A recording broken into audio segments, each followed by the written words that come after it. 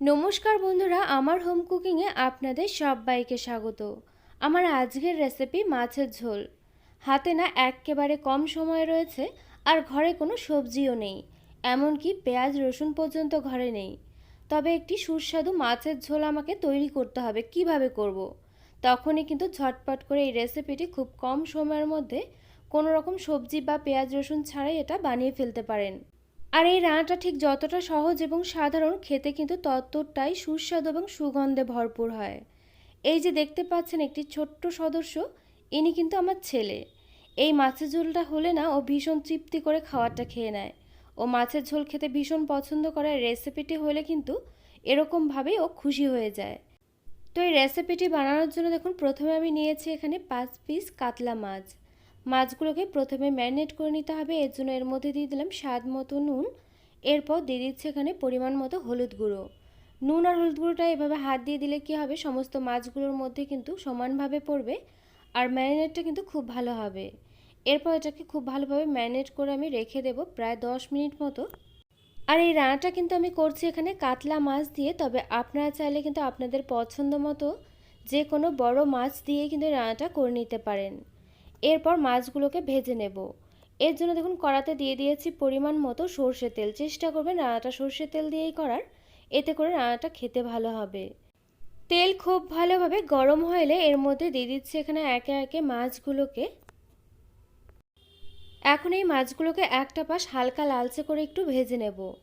এই রান্নাটা করার জন্য না এখানে মাছগুলো কিন্তু অতিরিক্ত কড়া করে ভেজে নেওয়ার কোনো প্রয়োজন নেই। দুটো পাশে কিন্তু উল্টে পাল্টে নিয়ে হালকা লাল লাল করে ভেজে নিলেই হয়ে যাবে।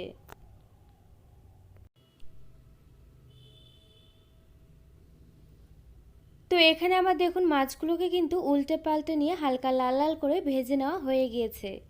এরপর এগুলোকে তুলে রাখার পর যে তেলটা এখানে রয়ে গিয়েছে, তার থেকে দেখুন এখানে আমি কিছুটা পরিমাণ তেল তুলে রাখলাম। তবে এই তেলটা কিন্তু তুলে রাখার একটি কারণ রয়েছে। এই তেলটা কিন্তু এই রান্নাটাতেই ব্যবহার হবে। তবে কখন আর কীভাবে সেটা জানার জন্য অবশ্যই করে পুরো রেসিপিটি দেখতে হবে। তো এরপর দেখুন বাকি তেলের মধ্যে দিয়ে দিলাম এখানে ফোড়নে প্রথমে কালো জিরে।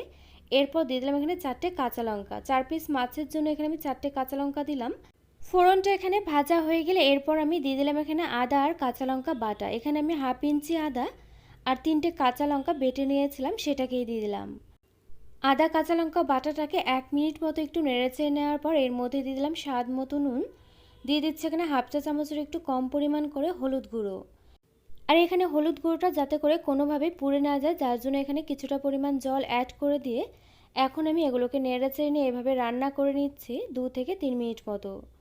দেখবেন 2 থেকে 3 মিনিট মতো নেড়েচেড়ে নেওয়ার পর এখান থেকে কিন্তু দেখবেন আদা কাঁচা লঙ্কা হলুদ গুঁড়োর এর কাঁচা গন্ধটা পুরোপুরিভাবেই চলে যাবে। ঠিক এই সময় এর মধ্যে অ্যাড করে দিতে হবে এখানে জল। এখন এই ঝোলটাকে নেড়েচেড়ে নিয়ে খুব ভালোভাবে একটু মিশিয়ে নেওয়ার পর উনুনটা হাই ফ্লেমে রেখে ঝোলটাকে একটু ফুটিয়ে নিতে হবে। যখন দেখবে ঝোলটা ঠিক এভাবে ফুটতে শুরু করবে, তখন কিন্তু এর মধ্যে দিতে হবে এখানে একে একে ভেজে রাখা মাছগুলোকে। মাছগুলোকে দিয়ে দেওয়া হয়ে গেলে এখন আমি দেখুন একটু নেড়েচেড়ে নেওয়ার পর উনুনটা এ সময় হাই ফ্লেমেতে রেখে রান্নাটা হতে দেব 6 থেকে 7 মিনিট মতো। এর মধ্যে দেখুন রান্নার আমি আরেকটি পদ্ধতিতে চলে যাচ্ছি। প্রথমে দেখুন এখানে নিয়েছি একটি ছোট্ট তড়কা প্যান। যেই মাছ ভাজার থেকে আমি তেলটা তুলে রেখেছিলাম, সেই তেলটা আমি এর মধ্যে দিয়ে দিলাম। এখন এই তেলটাকে খুব ভালোভাবে একটু গরম করে নিতে হবে। তেলটা যখন খুব ভালোভাবে গরম হয়ে যাবে, তখন দেখুন এর মধ্যে আমি প্রথমে ফোড়নে দিয়ে দিচ্ছি এলাচ দারচিনি লবঙ্গ। এটা রান্নার পরিমাণ বুঝে অবশ্যই করে কম বেশি করে দিয়ে দেবেন। এরপর দিয়ে দিলাম এখানে 1 চা চামচের একটু কম পরিমাণ করে গোটা জিরে, দিয়ে দিলাম একটি তেজপাতা, দিয়ে দিলাম দুটো শুকনো লঙ্কা। ঠিক এই সময় গ্যাসটাকে কিন্তু চট করে একটু বন্ধ করে দিতে হবে। এরপর এভাবে একটু আবারও নেড়েচেড়ে নিতে হবে। আর এখানে কিন্তু ফোড়নটা আমার একেবারে রেডি হয়ে গিয়েছে। তবে এই ফোড়নটা কিন্তু মাছের ঝোলের মধ্যে দেব না, এটা কিন্তু আমি নিয়ে নিচ্ছি দেখুন একটি শিলনোড়ার মধ্যে। এখন এই ফোড়নটাকে একটু বেটে নিতে হবে। এর মধ্যে সামান্য করে করে একটুখানি করে জল অ্যাড করে খুব ভালোভাবে মিহি করে বেটে নিতে হবে। বিশ্বাস করুন মাছের ঝোলটা আপনারা নিশ্চয়ই অনেক রকমভাবে করে খেয়েছেন আর অনেক রকম মশলা দিয়েই করে খেয়েছেন। তবে এভাবে একবার ফোড়ন পোড়া মশলা দিয়ে মাছের ঝোলটা করে দেখবেন। এর স্বাদ এবং সুগন্ধ দুটোই কিন্তু হয় অতুলনীয়। আপনারা যদি এই রেসিপিটি একবার এভাবে বাড়িতে ট্রাই না করেন, তবে কিন্তু অত্যন্ত সহজ এবং সুস্বাদু একটি মাছের ঝোলের রেসিপি আপনারা মিস করে যাবেন। তো এখানে দেখুন মশলাটা কিন্তু আমার মিহি করে বেটে নেওয়া হয়ে গিয়েছে। এটাকে এখন আমি একটি বাটির মধ্যে তুলে রাখছি আর একটু জল দিয়ে এই মশলাটাকে একটু মিশিয়ে নিয়েছি। এরপর দেখুন এই মশলাটাকে দিয়ে দিলাম এখানে মাছের ঝোলের মধ্যে। আর এখানে দেখুন মশলাটা কিন্তু ঝোলের মধ্যে পড়ার সঙ্গে সঙ্গে ঝোলের কালারটা পুরোপুরিভাবে চেঞ্জ হয়ে গেল। আর বন্ধুরা, আমি না এই রেসিপিটির একটি নাম রেখেছি ফোড়ন পোড়া মাছের ঝোল। এই রেসিপিটির সঙ্গে যদি এই নামটা যায় তবে অবশ্যই করে কিন্তু আমাকে কমেন্ট করে জানাতে ভুলবেন না।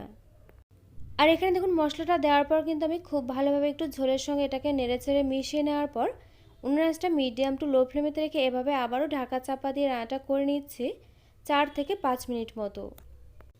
ফিরে এলাম 4 থেকে 5 মিনিট পর। এখন দেখুন আমি গ্যাসটাকে অফ করে দিয়ে ঢাকনাটাকে তুলে নিলাম। আর এখানে কিন্তু আমার তৈরি হয়ে গিয়েছে গরম ধোয়া ওঠা ভাতের সঙ্গে পরিবেশন করার মতো হালকা পাতলা সুস্বাদু মাছের ঝোলের রেসিপি।